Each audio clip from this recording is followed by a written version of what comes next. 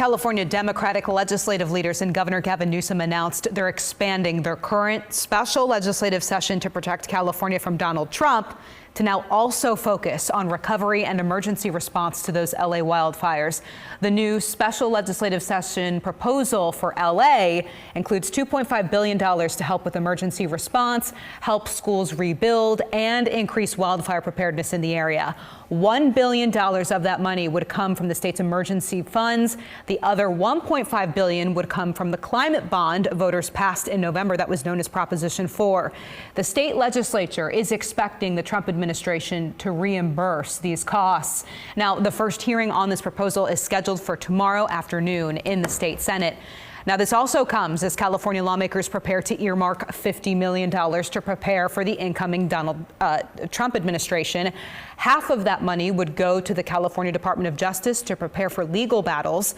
I caught up with Attorney General Rob Bonta at a Sacramento Press Club luncheon today and asked him for his message to those in Southern California who see lawmakers prioritizing the Trump-related special session while those fires are raging.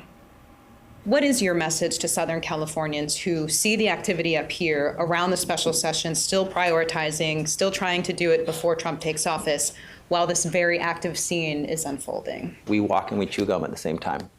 We have to, and we do many things at once.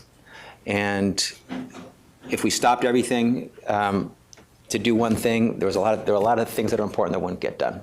So I think it's appropriate to be focusing incredible resources appropriately on LA to address the wildfires, and it's appropriate to continue on the pathway to progress that we're on. And we're not looking for a fight, but if the Trump administration picks one with us and the progress, that pathway that we're on, then we'll defend ourselves.